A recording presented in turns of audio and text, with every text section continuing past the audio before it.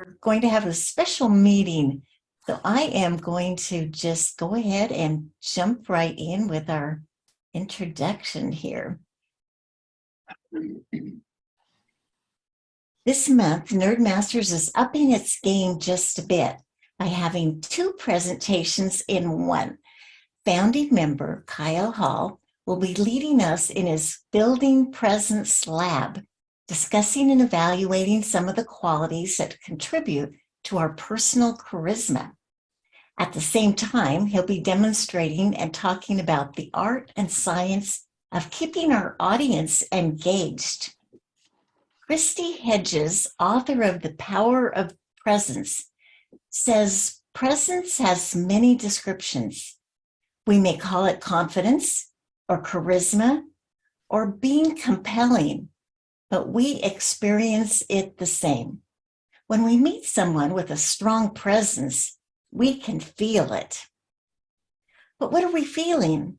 Our presenter this evening, Kyle Hall, has an idea. Tonight, Kyle is going to help us explore the puzzling but important enigma of presence. Figuring out presence, however, will assist us in our Toastmasters and in our personal lives. The solution to this puzzle will help us be more powerful, more effective, and more joyful on stage and off. Please help me welcome Kyle Hall as he tells us about building presence. Thank you, Sherry. In 2002, I applied to be an educational presenter at the Toastmasters International Convention, and they said yes. They said yes. So I got to go down to San Antonio and do a 50-minute presentation. I had something I put together I called Surfing the Waves of Change.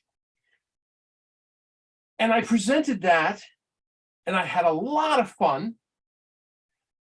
And when I was leaving, I walked towards the door, and the audience members, a lot of audience members came up to thank me and congratulate me. And these two little old ladies kind of hung back. And they waited until most of the people were gone. And they came up to me and they said, oh, we got to tell you, you have such presence up on stage. And I thanked them. I thanked them for that because, one, it's a nice compliment to get. And two, I'd received it before. But at that moment, I had an inspiration. You see, I've had other people tell me that I had presence up on stage, but I never thought to ask them the question I asked these two ladies. I said, ladies, can I ask you, what is it I do that gives me, why is it that I have presence up on stage? And they both got this kind of look of panic. And one of them said, well, you're big. And I thanked them, and that was the best answer I got. It made me laugh. But I was walking away, I was like, I'm pretty sure that's not it. I'm pretty sure that just being big is not it. I had a friend in college who was 6'6" and 400 pounds, and I don't think anyone would have accused him of having presence. So I don't think size alone does it. Now, I'm a big guy, but I don't think size alone does it. There's something else. And that moment, and me asking them, thinking to ask them, and then their answer, I realized we see people with presence, but we don't really understand what it is we're reacting to, what it is we're perceiving. There are specific behaviors we could identify that contribute to a person having presence. And when I say presence, you could use the word charisma. I use the word charisma and presence usually interchangeably. But what I'm talking about is if you're in a room of people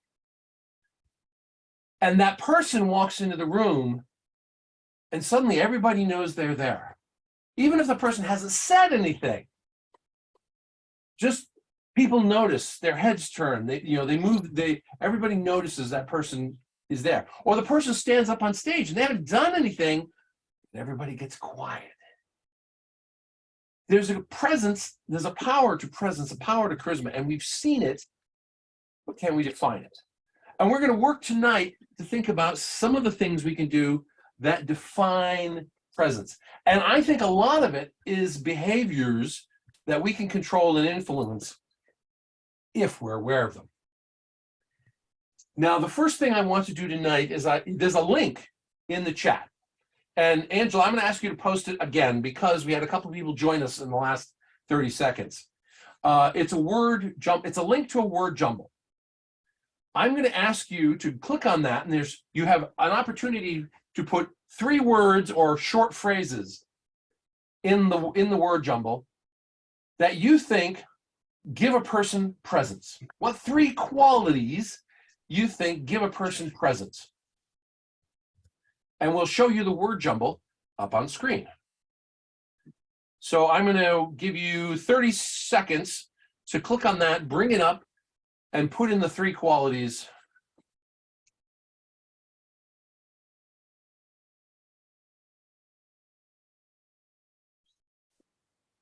And they are forming up on screen. I'm going to share my screen.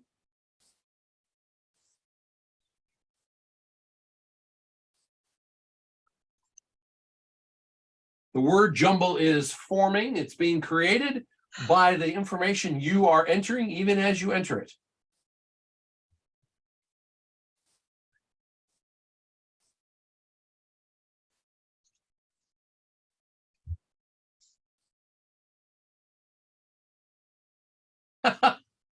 Oh, I like this. Okay. So is everyone done? Has everyone had a chance to enter? The tool I'm using is called Mentimeter, and it takes the information you're entering. The reason confidence is showing up largest is because more of you have entered the word confidence than anything else. Charisma's there. Well, charisma, if charisma and presence are interchangeable, yeah, I can see that. Authenticity, that's a good one. Empathy, credibility, smiling, heart, interaction, intention, and oh, I like that one.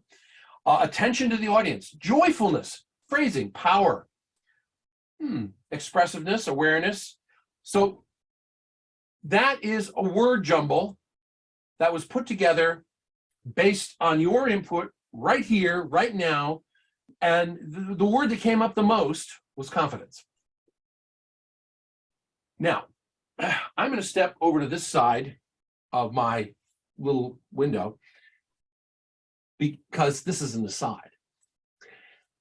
I mentioned, the introduction mentioned I'm doing 2 presentations at once. I'm talking about presence, I'm talking about charisma and how we build charisma, and I'm also talking about how to keep your audience in the present, or how to keep your audience engaged.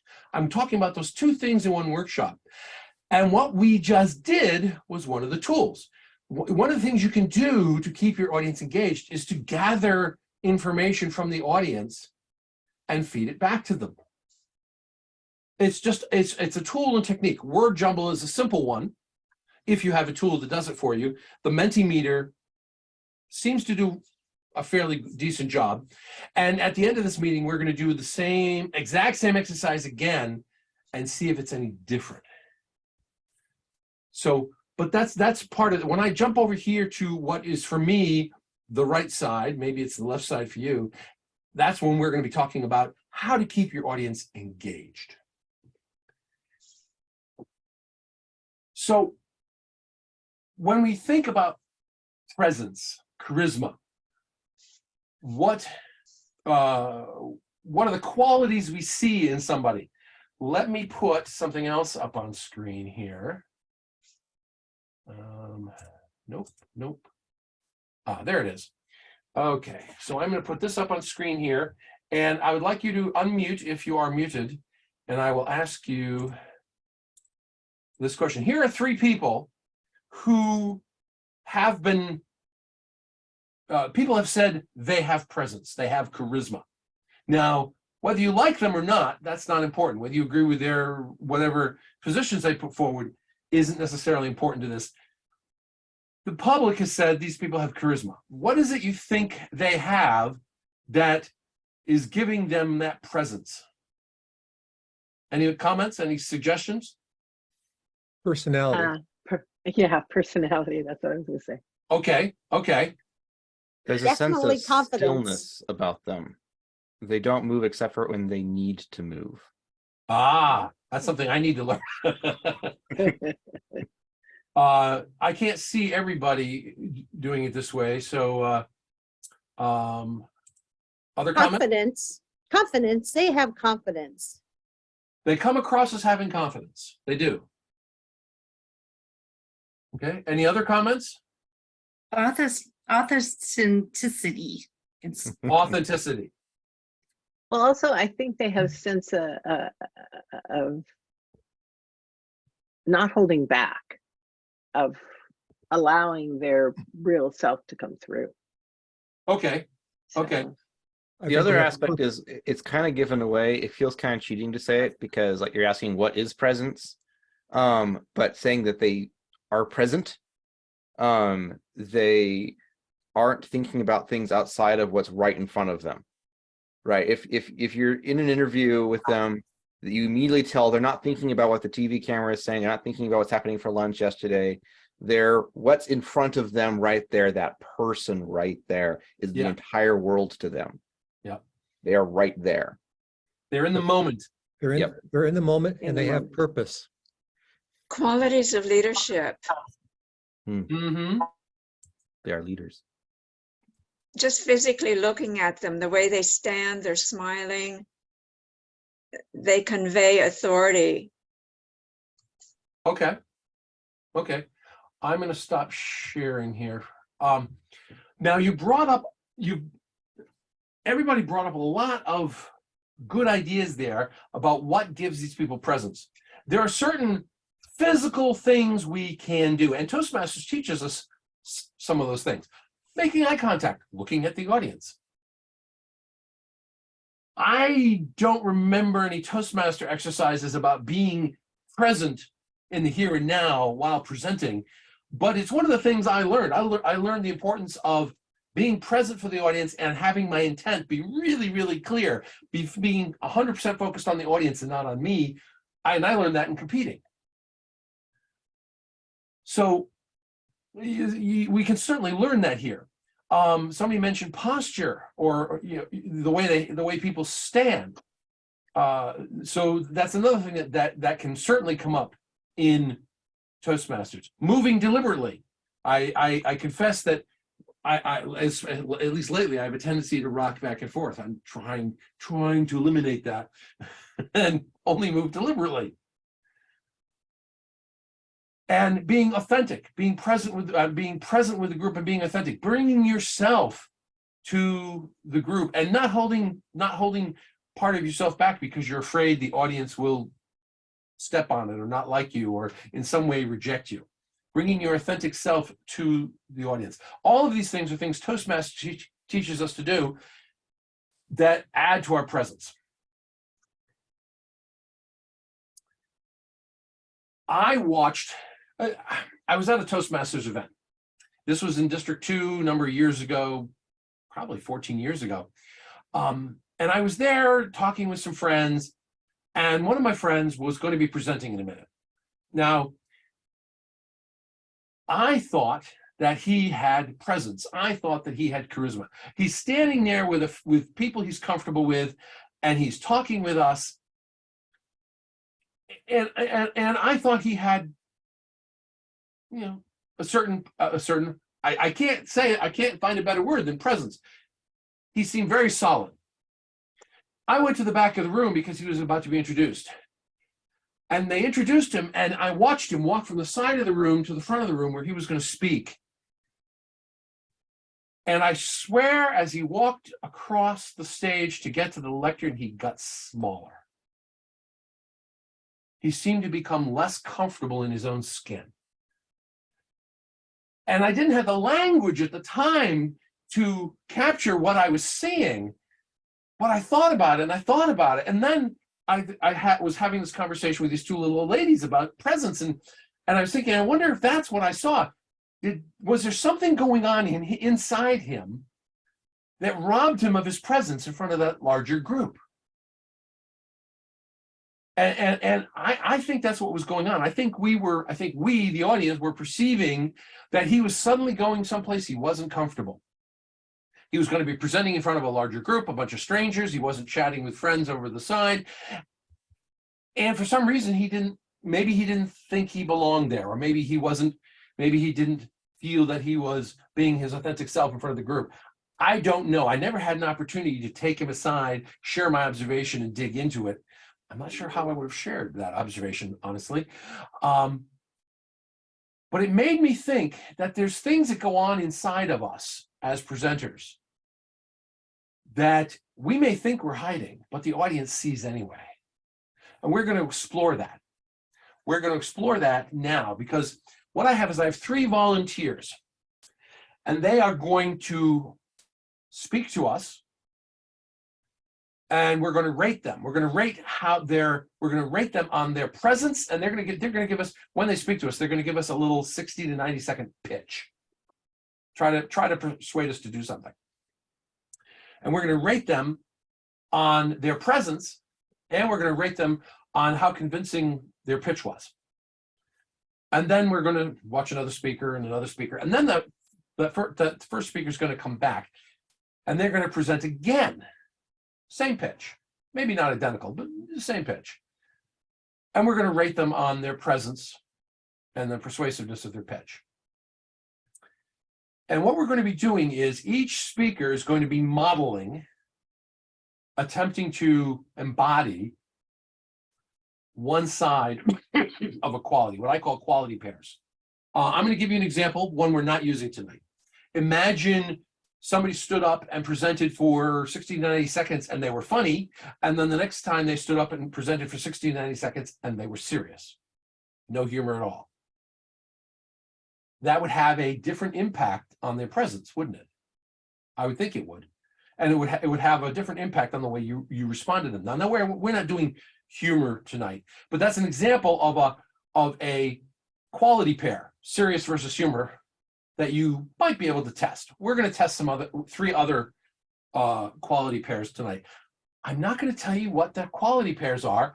Hey, Kyle, your after. audio just seems to have cut out. My audio just cut out. Can you hear me? Nobody can I hear can me. hear you. You can I hear can me. hear you fine. You're all back. Okay. Never mind. Okay. James's audio cut. That happens too. Yeah. The So sound as I'm waves saying, froze. It's cold. I'm not going to tell you what the quality pairs are we are rating until after we've rated them, because I don't want to prejudice anybody. And I'm not going to tell you whether the person is doing the positive side or the negative side, because I've had them draw that, or we've drawn that randomly, so that I don't even know whether they're doing the positive side or the negative side. Now, Angela, would you post that link in the chat, the second one?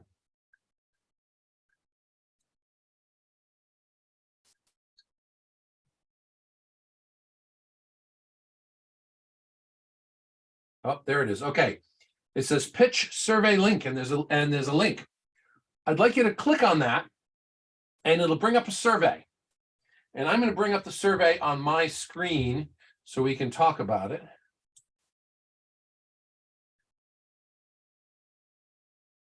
Close that. Okay.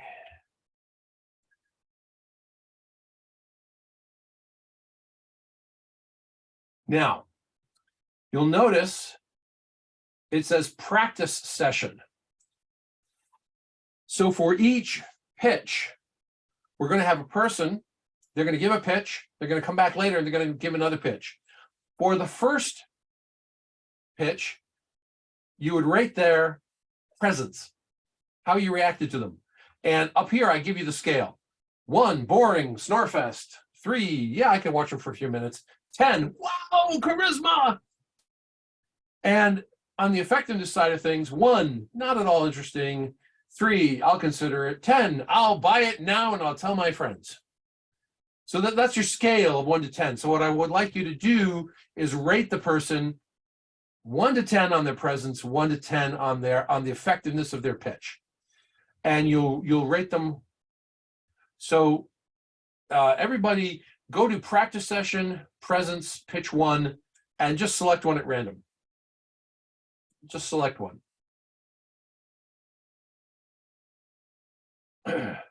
And then go down to practice effectiveness, pitch 1, and select one. And that represents what we would do after one speaker. And I know I'm being I'm elaborating this, but I want it to be clear. I want you to see how this is going to work. Now go up to practice presence pitch 2. So this is after that speaker's gone a second time. Now pick something. I'm gonna pick that their presence is up, and practice effectiveness pitch 2. Now, if you've all done that, I can go to the actual survey form, which is here. Can you guys see the, okay, that's odd. You haven't clicked submit. You have to submit it, yeah. You have to click submit. Do not click submit because if you do, okay, go ahead and click submit. Go all the way down to the bottom and click submit. Now, when you click submit, you'll see this thing, and then I want you to click on submit another response, and then just leave the form alone. Submit another response and leave the form alone. If you've submitted it, okay, I've got 12 responses.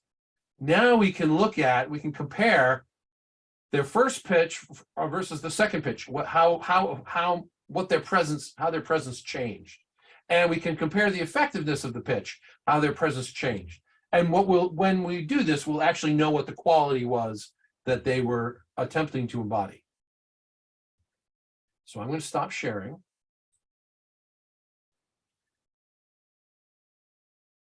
Have I made this process clear? I think I've elaborated it quite a lot. Okay.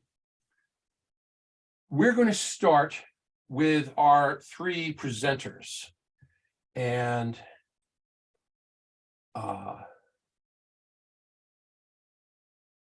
I had a list of who was going first. Where was that list? Okay, there's only 3 of you, so I'm just gonna move ahead. ME, you're first. So would you give us your 30-second pitch? And when Emmy's Hey, done, Kyle. yes. On this form, you've got speaker 1 as me, Megan as 2, and Emmy as 3, so it might be less confusing. Thank you. Thank you. I knew I had it somewhere. Sorry, Emmy. So, Kyle, Yes. you said 30 seconds, not 60 to 90 seconds? No, I said 60 to 90 seconds. Oh, okay. 60 Just to 90 checking. seconds. All right. And Kyle, did you want me to spotlight them as they're speaking or just leave it? Yes, Okay. please spotlight them. Please spotlight them. And you're right, James. I had you as first. I apologize, Emmy, for my confusion. So James is going to go first. He's going to give us a 60 to 90-second pitch. I do not have a title. Please welcome James O'Farron.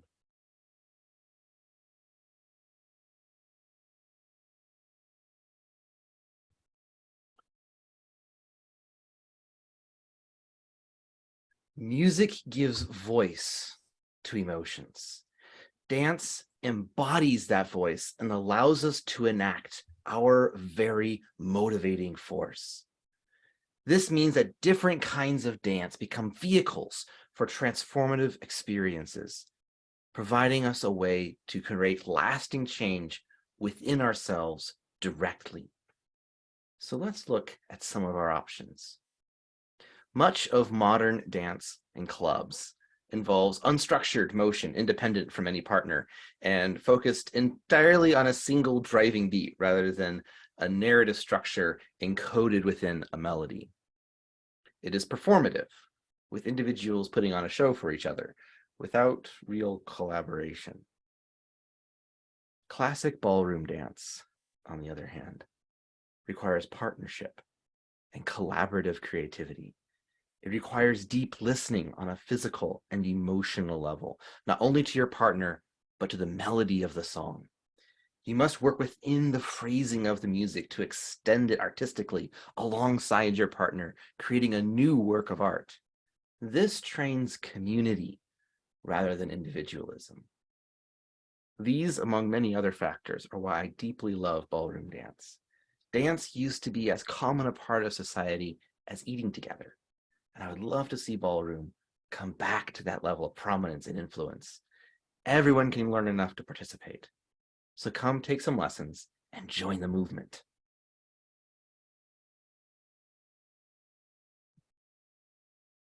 Thank you, James. Sharing my screen. Please go to your survey. Go to where it says James O'Farron. Rate his pitch, his presence of his first pitch, and then go down to effectiveness for pitch 1 and rate that. You do not have to click submit, just rate it and stop.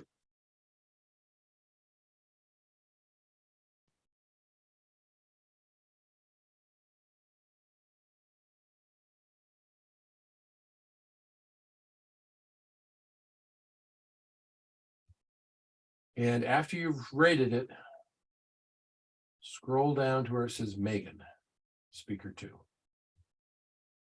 As again, do not click submit, just rate it and stop.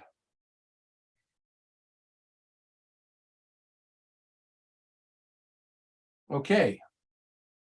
Megan has a 60 to 90-second pitch for us.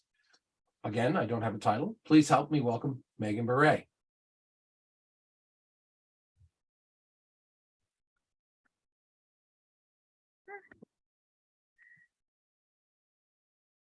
Imagine hours from now, you're fast asleep, cozy in your bed.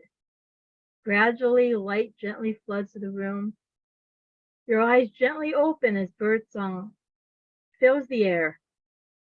The soft light and song keeps your body as relaxed as you were asleep. You may be wondering, how can you have this experience? It all starts with the prudent purchase of a sunrise alarm. Half an hour before you set the alarm, the light show begins.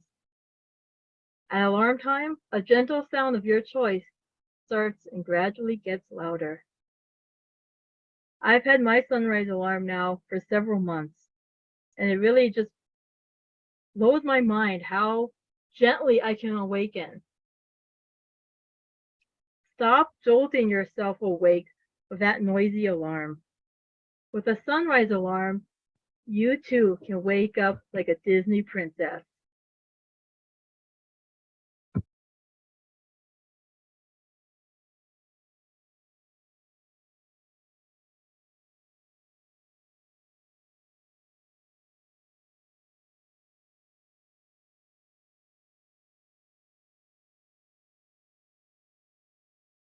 Kyle, you're muted.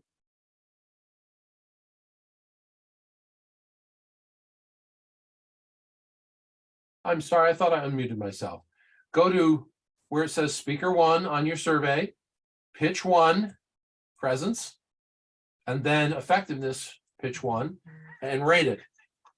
Again, you do not have to click submit. Just enter the rating right now. We'll get the submit later.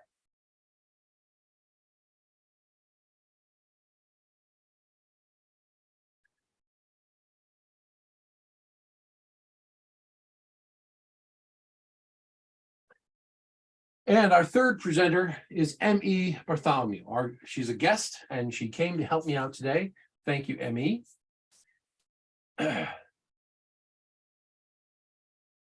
So here, ladies and gentlemen, M.E. Bartholomew.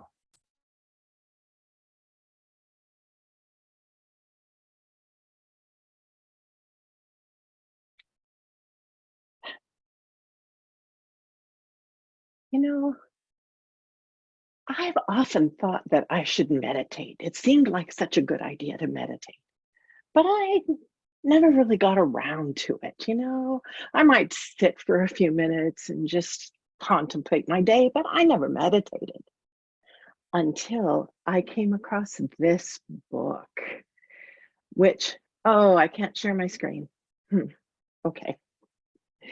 A book.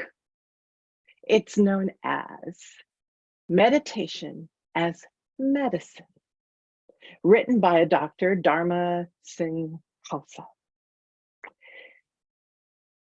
I was so unaware of the benefits of meditation until I found this book. I found out that meditation can bring you out of a depression. It can enliven your immune system. It can support your vagus nerve as it takes messages to every organ in your body, including your guts and your back. Wonderful things can happen when you learn to meditate in this way. He teaches you to use your voice, to use mudras, which are hand positions, and to learn melodies that help awaken your body. Your chakras get aligned, and you're all in balance. My suggestion to you is to get this book, because not only can it help you meditate, it can help you stay healthy and out of the doctor's office. Meditation as Medicine. Mr. Presenter, sir. Thank you. Going back to the survey, scroll down to Emmy Bartholomew, go to her presence, pitch 1, give it a rating, go to the effectiveness, pitch 1, give it a rating, do not click submit, and then scroll back up to James, because we're going to listen to James's second pitch.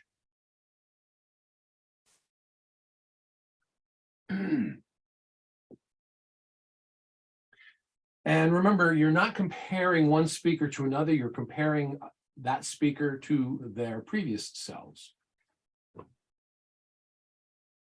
James Zaffarin. Music gives a voice to emotions. Dance embodies that voice and allows us to enact our very motivating force. This means that different kinds of dance become vehicles for transformative experiences, providing a way for us to create lasting change within ourselves directly. So let's look at some of our options. Much of modern club dance involves unstructured motion, independent from any partner and focused entirely on a single driving beat rather than a narrative structure encoded within a melody. It is performative, with individuals putting on a show for each other without real collaboration. Classic ballroom dance, on the other hand, requires partnership and collaborative creativity. It requires deep listening on the physical and emotional level, not only to your partner, but to the melody of the song. You must work within the phrasing of the music to extend it artistically alongside your partner, creating a new work of art. This trains community rather than individualism. These, among many other factors, are why I deeply love ballroom dance. Dance used to be as common a part of society as eating together, and I would love to see ballroom come back to that level as of prominence and influence. Everyone can learn enough to participate, so come take some lessons and join the movement. Thank you, James. Please go to your survey where it says James Zaffarin at near the top. This time we're rating pitch 2 and effectiveness of pitch number 2.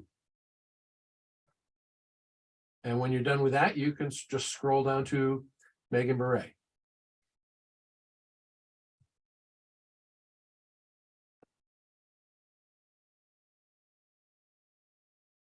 Are you ready, Megan? Okay. Ladies and gentlemen, Megan Beret. Imagine hours from now, you are fast asleep, cozy in your bed. Gradually, light gently floods the room, and your eyes gently open as bird song fills the air. The soft light and the song keeps your body as relaxed as when you were asleep. You may be wondering how you can have this experience. It all starts with the prudent purchase of a sunrise alarm. Half an hour before you set the alarm, the light show begins. At alarm time, a gentle sound of your choice starts and gradually gets louder. I have had my sunrise alarm for several months, and I just love it. It amazes me how peaceful I awaken. Stop jolting yourself awake with a noisy alarm. With a sunrise alarm, you too can wake up like a Disney princess.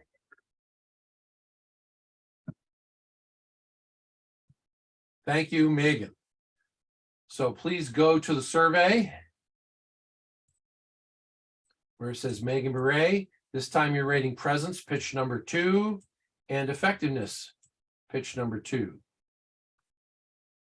Fill in those ratings and scroll down to Emmy Bartholomew.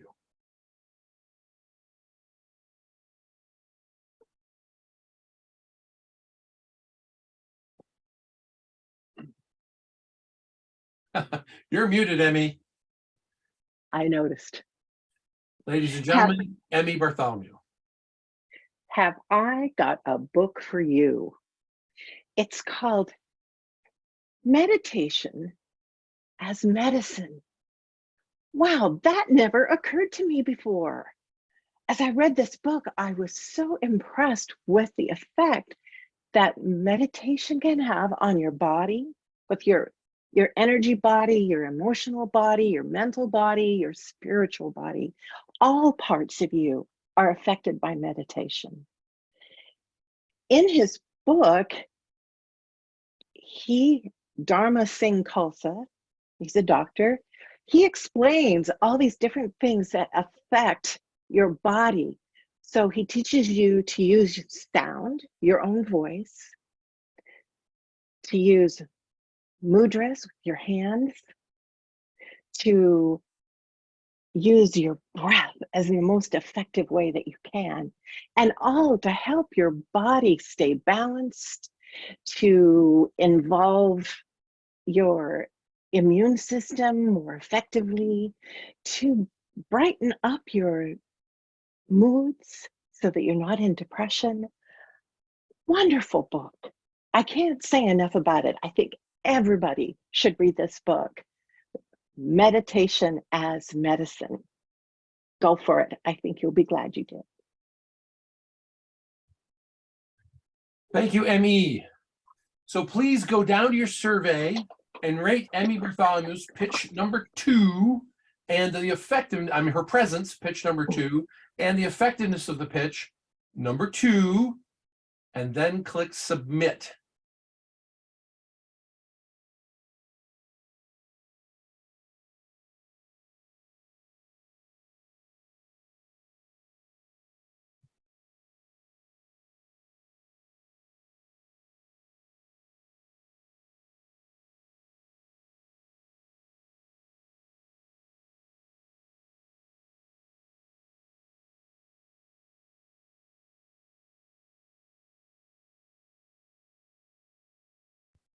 Is everybody done? Excellent. Now I'm going to share my screen with you just for a second and show you what we were comparing tonight. Not necessarily in the order they were given, but what we were comparing tonight. So our 3 presenters, each was working on a different quality pair. Emmy Bartholomew was working on confidence versus fear, or person with low self-esteem versus high self-esteem. James was working on, and this is a tough one, but your aura, your sense of self, filling the room and even going out across the internet into our rooms, into our computers, into ourselves, or your sense of self stops at your skin. And Megan was working on joyful versus miserable.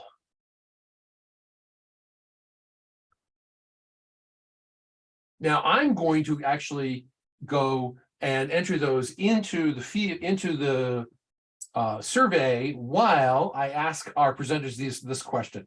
And so I'm going to start with James. James, tell us what you did first, what you did second, and what was your experience of attempting to give this pitch embodying two different qualities? The added challenge that I kind of set myself in a sense here was also not changing the wording, because I contemplated changing the content a little bit to reflect, if I'm thinking about, in general, if I'm thinking about presentation, I'm thinking about the audience first. I'm letting my aura extend to include them. I'm not thinking as just me. I'm thinking as the people I'm talking to as well, which includes the preparation as well. So I wrestled whether I should actually change the wording, but I wanted to see if I could get it across without changing the wording. And in that, a lot of that came across in the gestures, naturally, and the eye contact bit too. The big difference for me in practical terms was I talking to someone else that I wanted to win over, that I earnestly desired to change their lives in this way, or was I thinking out loud to myself? So the second time, it was basically, I didn't care about you guys. I was just kind of effectively in my head recording into a recorder, thinking about talking about these subjects to myself without including anybody else effectively. So that was my own thought processes rather than including everybody. So that was kind of how I differentiated them, and it's kind of let the body language come as it was, which interestingly enough, that necessitated me putting my hands in my pockets for the second one. Now, how did you feel afterwards each time? Did one feel more satisfying or freeing? Definitely the first one felt more satisfying. The first one was big aura. It was big aura, yeah. So, and it was more satisfying. It was more energizing, for sure. When you are focusing on yourself, particularly with the camera on you, it's emotionally draining, which is why which is actually where a lot of Zoom fatigue actually comes from. Sure. It's when you have a camera on you, but you're not actually engaged in what's going on. So I actually try and use this exercise a little bit in general of trying to connect the people inside the Zoom screen, and I don't get Zoom fatigue that way. Is when I'm able to engage with them. So it's bigger than just presence. It's also good for your health. Excellent. Let's move on to Megan. Megan, what was your experience of doing? Well, first of all, which quality did you do first? Which did you do second? And what was your experience of doing this? I did the joyful first and then the miserable second. The joyful, I think, was very easy for me to access here because this meeting, for whatever, lots of reasons, gives me a lot of joy. So it wasn't really a lot for me to tap into there. The miserable, I was just trying, because part of what my prompt was related to not wanting to be here, not wanting to give this pitch, enough. And so I was just like, I kind of was like criticizing my pitch to myself and just kind of like how I don't really belong here and all these kind of different things to kind of just embody that. And yeah, afterwards, they get pretty miserable. So hopefully the rest of the meeting kind of boosts me back up here. Well, I appreciate you going through that for us. So thank you. You're welcome. Okay. ME, which did you do first and which did you do second? I did the lack of confidence first. Okay. Which is actually very difficult for me because I kind of it's hard for me to project lack of confidence. So what I was doing initially was this fear that nobody really wanted to listen to me, that they didn't want to hear me, that they weren't going to want to get this book anyway, so why was I doing this? I don't know if that came across or not, because that was really difficult for me. The second one was self-confident, and I was going to do it exactly the same, except for when I had the confidence and it just came out as it should come out, and so I wasn't able to do that. Yeah. Okay. Thank you, Emmy. Now let's look at the data briefly. We do not have a large scientific sample here. We only have 16 participants, actually 15 because I didn't participate. But let's look at the data. Oh, it would help if I actually shared my screen, wouldn't it? Okay, let's see. There we go. So if we look at James O'Farron, his first pitch was Big Aura, and this is how we rated his presence. And his, if we scroll down, his small aura, we can see that the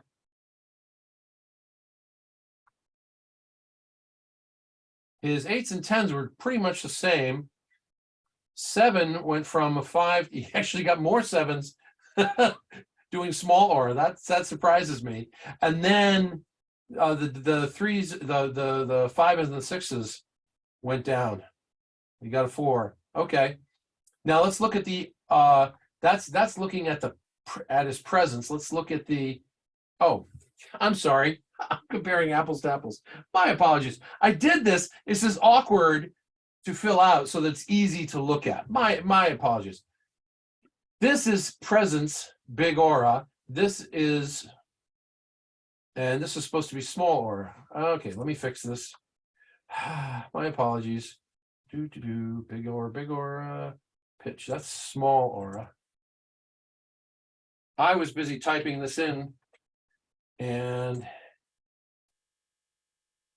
I got 2 of them backwards. Okay, got that fixed. Now let's go back up.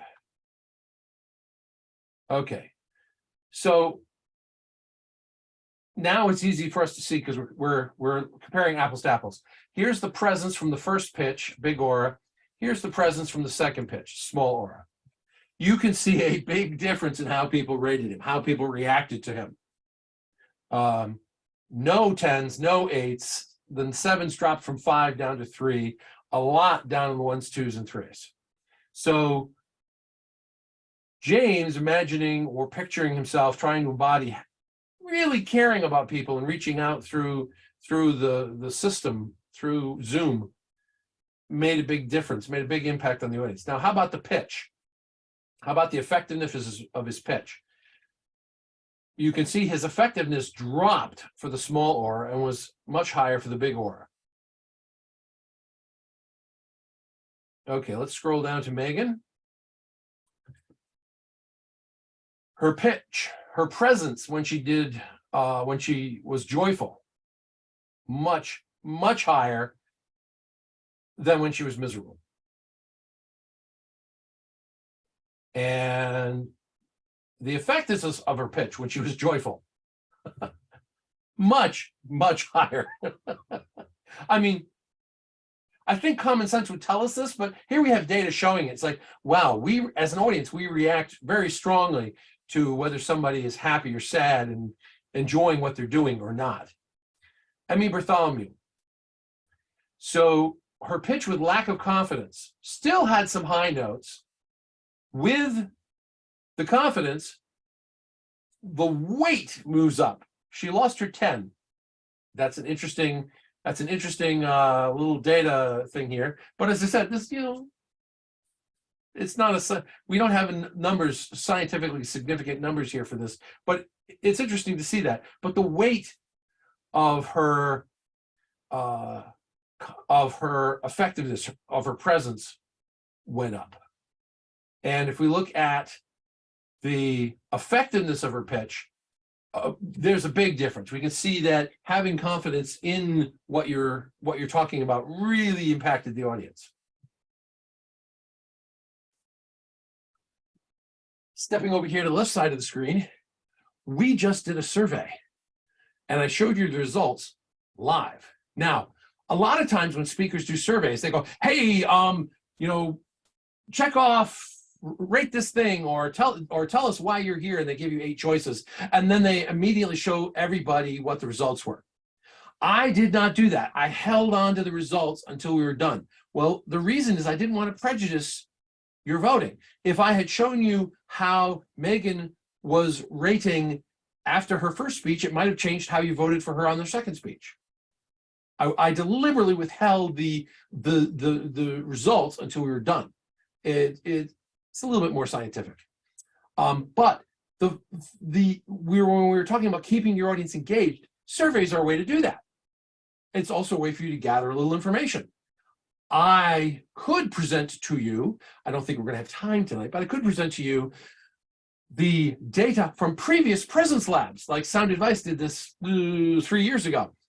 And we did 10 or 11 different quality pairs, and we rated. The whole thing was just, the whole meeting was just pitch, vote, pitch, vote, pitch, vote, really long. It was a fun experiment, but not enough variety in the meeting. So surveys are another good way of keeping your audience engaged. Let me ask the audience, what was your experience of watching our speakers try to embody 2 different qualities? What was your experience of this exercise? Who has a comment?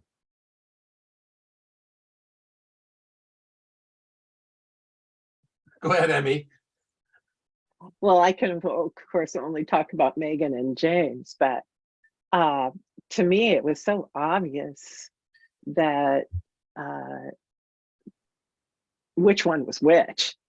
And also, I felt so,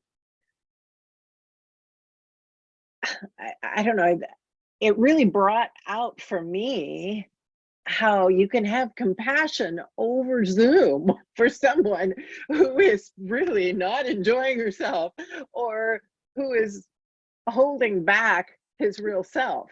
I mean, I wouldn't have thought that I could tell that well what was going on for them. That was amazing. I really enjoyed it. You can sense when a speaker is in pain in some way, and what James was doing and what Megan was doing was painful. And I appreciate them putting themselves through that for us tonight, but you can sense it and you can feel compassion for it even while watching it. Any other comments on your experience, how you experienced this tonight? Well, Kyle, I would also like to add that at the times where they portraying the top of their quality, of course they were emulating that quality, but it transferred itself in very subtle ways across the screen. I felt that there was stronger eye contact, vocals were more intimate, perhaps warmer, more engaging. The body language was more animated, and particularly the face was more animated as well. So those are all such important parts of how we present ourselves across Zoom and even in the live audience, which was very much translated tonight in strong ways.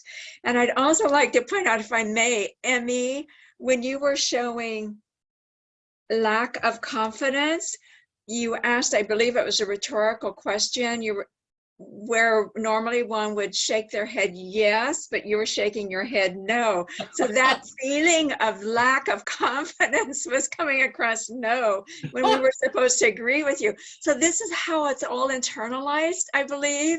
And it comes out, and I think in ways that we don't even really realize when we speak virtually and in person as well, but I think it's amplified virtually. Thank you, Kyle. Thank you, Sandra.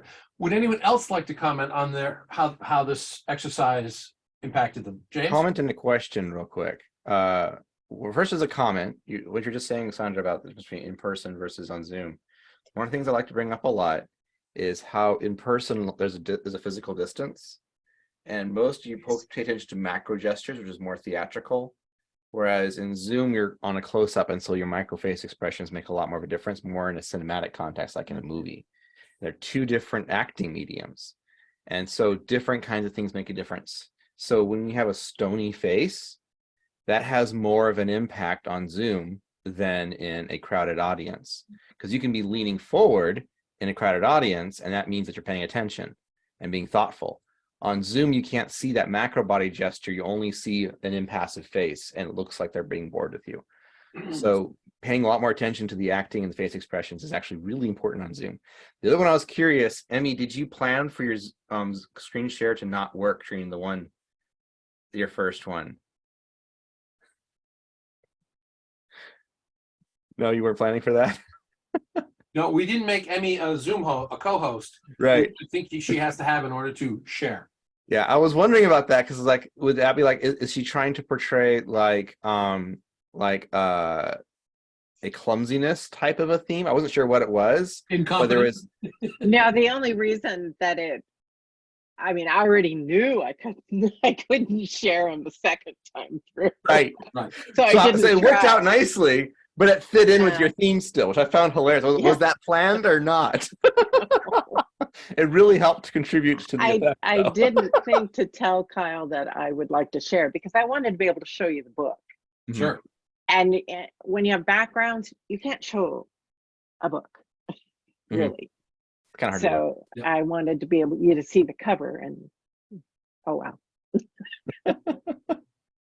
Anybody else want to share on how you felt about these exercises? May I go back to James's comment about intimacy? I feel that it's the more minute gestures, the voice, the face that comes across on Zoom, which is actually more intimate with me Mhm. and in some ways more authentic. Whereas on a big stage with expanded gestures, expanded stage usage, many times it feels like a roadblock to intimacy because it can come across more like acting versus being genuine. I want to Thank you. address that in a minute, but Dina had a comment. Dina's a guest. Hi, I'm a guest. Thank you for letting me join you. I was not clear. Maybe I wasn't listening carefully, that everybody was doing different things. And so I was constantly, part of my attention was trying to figure out what people were trying to show. And so to me, I'm very curious about what it looks like if the person goes twice in a row, as opposed to cycling through other people and having to remember what you liked or didn't like about the first time. Well, so I'm going to address why I choose to have space between them, and one is to clear the audience's palate. You just heard James do his pitch on ballroom dancing. To have him stand up and do it again right away, I'd like you to have a little distance. The other thing is I want to give James a chance to change his mindset, because I'm asking our speakers not to act like. I didn't ask Emmy to act like she didn't have confidence. I asked her to embody not having confidence, to pull the quality of not having confidence into her deeply when she gave that talk. And then I need to give her time to let go of that so she can then pull in confidence. And I did the same thing with Megan and Joyfulness and Misery, and James with Big Aura and Small Aura. The one comment I want to make, and this became clear to me, back in 2003, I was competing at the regional contest, and I was doing a talk on facing your fear, and I watched a previous competitor, person 3 or 4 speeches ahead of me, give a talk on facing fear. And of course, this was long before Zoom, and so we were in the audience. But it became really clear to me that she was not feeling what she was speaking. She was acting. She did gestures, the classic spear hand gesture. We must do this, and gestures that no normal person makes. Unless maybe you're in a debate class or something. And when I'm coaching somebody, I tell them, if you're going to talk about fear, don't pretend to be afraid. Summon up fear and feel it.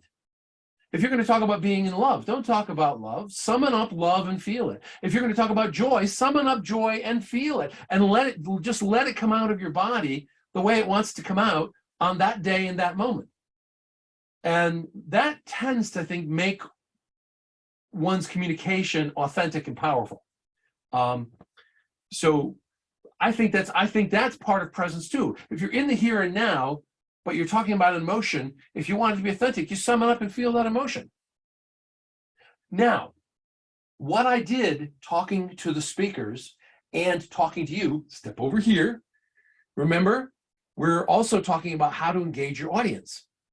So discussion is a great way to engage your audience, to keep them present in the meeting. It's a great way to keep them rooted in what's going on. Now, I need to talk about a larger aspect of keeping your audience engaged. I have seen low energy speakers bore their audience to tears. I have seen high energy speakers bore their audiences until they pulled out their cell phones and their laptops and started searching the web. What was it about the low energy speakers and the high energy speakers that bored their audience and drove them away, drove their attention away? And what it was is the energy level didn't change. The high energy speaker was high energy throughout. The boring speaker was boring throughout. What keeps our audiences engaged is when the energy within the presentation is changing. How do we do that? How do we create a presentation that changes? Well, Bill Guff used to say that the art of public speaking is tell a story, make a point, tell a story, make a point, tell a story, make a point. It's an oversimplification, but storytelling is a great way to change the energy of your speech. I opened with a story about the two little old ladies telling me I had presents. Storytelling is a great way to do that. And of course, you can make a point. We did the word jumble. That was a way of interacting, getting audience interaction. We did the, we looked at the images of the three people, Barack Obama and Ellen DeGeneres and Ralph Lauren, and we talked about that as a group. We did surveys. We did discussions. These are all ways of changing the energy within the workshop so that you stay engaged and interested in what's going on. Now, I would like to do one more audience engagement exercise. Angela, would you post the third link in the chat? Now, it's in the chat. It's the same word jumble exercise that you did at the beginning, only we now have 55 minutes worth of input as to what creates presence. And I want to see if the results are a little different. So would you click on that, go and enter 3 words or 3 short phrases about what you think gives a person presence, charisma. And we'll look at the results.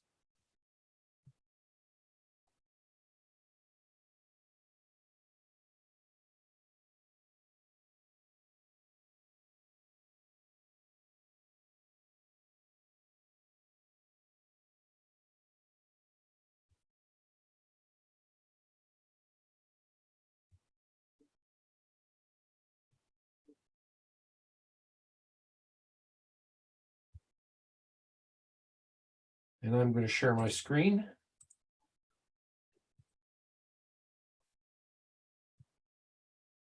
So confidence is still up there. Enthusiasm has been added, personableness, energy, connection, a sense of connection, authenticity is still there, self-awareness, nonverbal body language. I don't think that was there before. Sincerity, I don't remember seeing that before. I'd have to go back and look.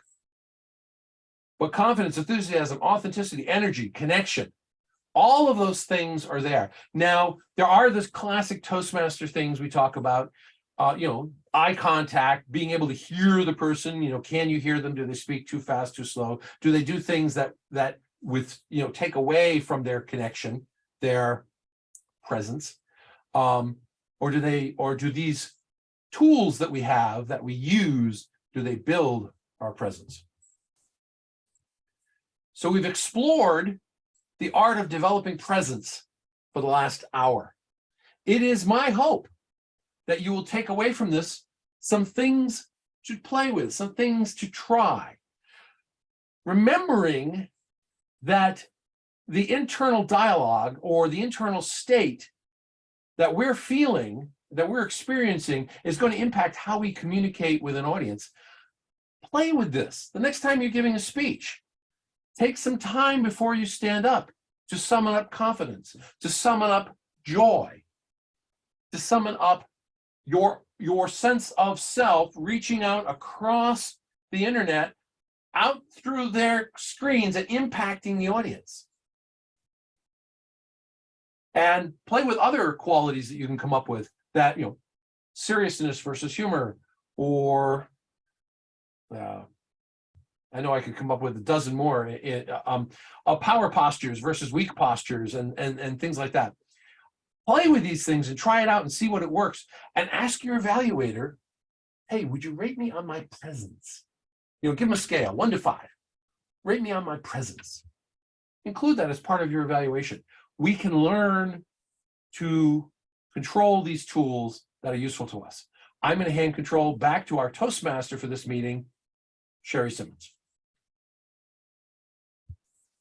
Thank you, Kyle. That was amazing.